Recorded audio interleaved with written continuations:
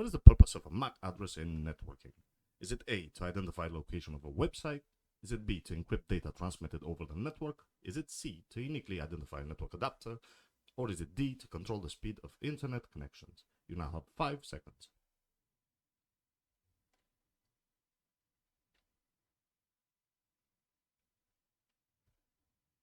And the correct answer is C, to uniquely identify a network adapter. A MAC address, also known as a media access control address, is a unique identifier assigned to network hardware. It is used to ensure that the data is sent to the correct device on the network. And for the incorrect answers, a MAC address is not used to locate websites. Websites are identified by IP addresses. Encryption is a different concept from MAC addressing. Encryption secures data during transmission, and MAC addresses do not control internet speed. Internet speed is determined by factors such as bandwidth and network congestion. Just like physical address helps identify your house, a MAC address identifies a network device on a local network. For instance, when you connect to Wi-Fi, your device uses its MAC address to communicate with the router. And for the next question of our exam, question number 2. And the question states, what might be a potential cause of faded prints from a laser printer?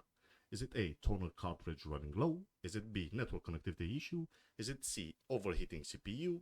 Or is it D, a faulty power supply? You now have 5 seconds.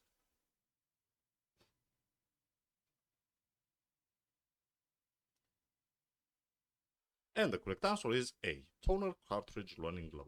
Faded prints often result from a low toner level in the print's toner cartridge, which contains the ink-like substance used in laser printing.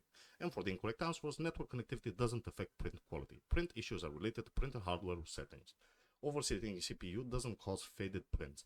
The CPU manages computer processes, not printing. And the faulty power supply doesn't cause faded prints. Power supply issues might affect overall system power, but not printing quality. Just as a car needs fuel to run, a laser printer requires sufficient toner to produce clear print. When the toner runs low, print may become faded or lighter. And for the next question of our exam, question number 3.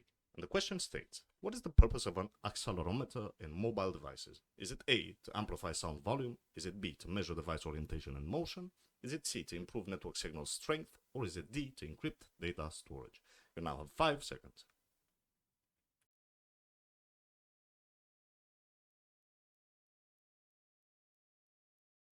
And the correct answer is B, to measure device orientation and motion. An accelerometer is a hardware component in mobile devices that detects changes in the device orientation and measures acceleration and movement. And for the incorrect answers, an accelerometer doesn't control sound volume. Volume is controlled by the device audio settings. Network signal strength isn't affected by accelerometers. Signal strength depends on the quality of the network connection, and data encryption is a different functionality unrelated to accelerometers. When you rotate your phone from portrait to landscape mode, the accelerometer detects this change and adjusts the screens accordingly. And for the next question of our exam, question number 4. And the question states, what is the primary function of a BIOS in a computer? Is it A, to control the fan speed? Is it B, to store temporary data? Is it C, to manage network connections? Or is it D, to initiate hardware initialization? You now have 5 seconds.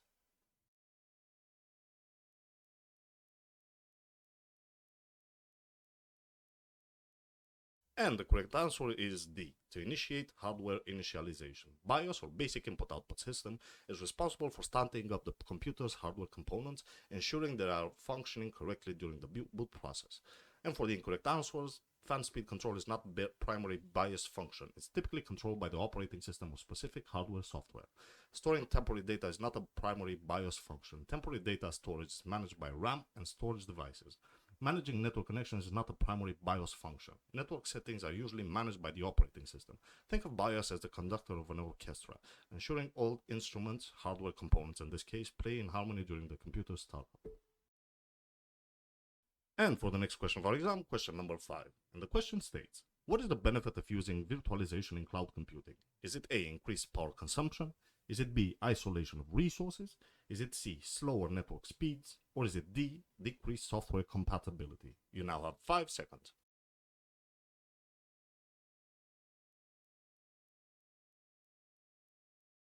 And the correct answer is B, isolation of resources. Virtualization in cloud computing allows multiple virtual machines to run independently on the same physical hardware, ensuring resource isolation for each virtual machine. And for the incorrect answers, virtualization typically reduces power consumption since it allows for better utilization of hardware resources. Virtualization does not inherently result in slower network speeds. Network performance depends on various factors, and virtualization usually enhances software compatibility by allowing different operating systems to run on the same hardware. Imagine virtualization as partitional area on a communal land where each plot is isolated and used by a different tenant, yet all share the same physical location. And for the next question of our exam, question number 6. And the question states, what is a possible cause of a computer freezing shortly after startup? Is it A, overheating GPU? Is it B, dusty keyboard? Is it C, diminished hard drive space? Or is it D, loose RAM module? You now have 5 seconds.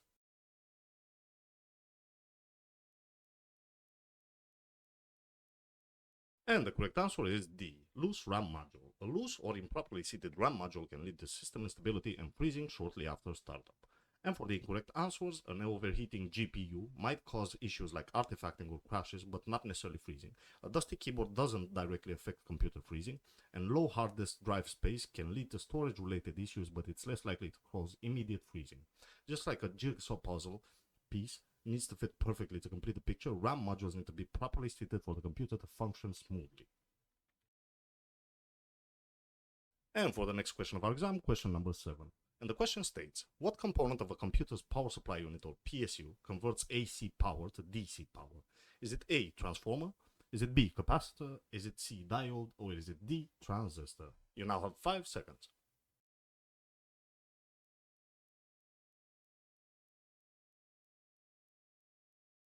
And the correct answer is C, diode. Diodes are electric components that allow current flow in only one direction, which helps in converting AC power to DC power. And for the incorrect answers, transformers change the voltage of level of AC power, but are not primarily responsible for AC to DC conversion.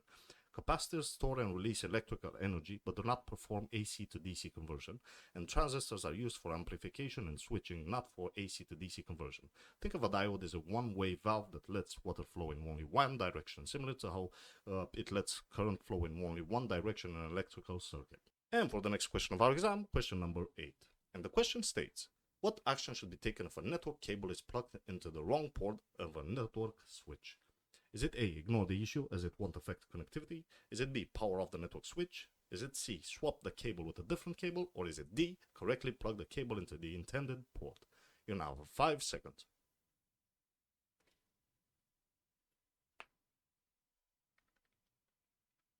And for the correct answer is D.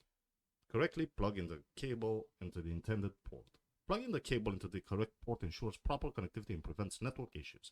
And for the incorrect answers, plugging into the wrong port can indeed affect connectivity, so this option is incorrect.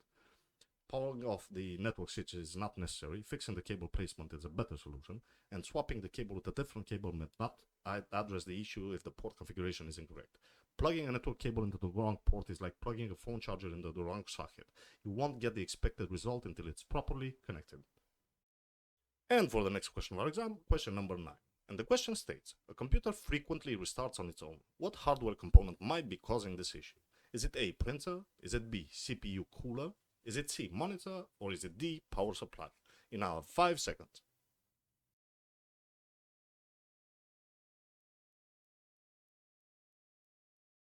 And the correct answer is D, power supply. An unstable power supply can cause a computer to restart unexpectedly.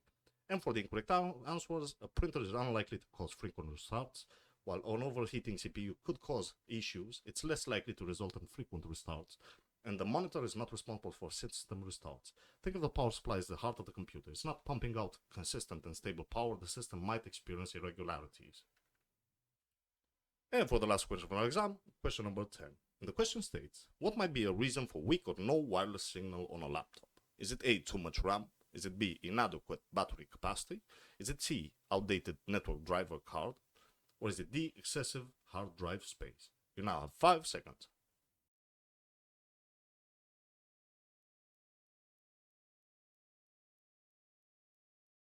And the correct answer is C, outdated network card driver. An outdated driver can lead to connectivity issues and weak or no wireless signal. And for the incorrect answers, the amount of RAM does not directly impact wireless signal strength. Battery capacity is unrelated to wireless signal strength, and hard drive space doesn't affect wireless signal quality. An outdated drive is like trying to speak a language no one understands. It hinders communication between your laptop and the wireless network. Ladies and gents, this is the end of our exam. If and only if you found this video useful, make sure to drop a sub and share it with your friends. I hope you found this video informative, and I'll see you guys next time. Peace!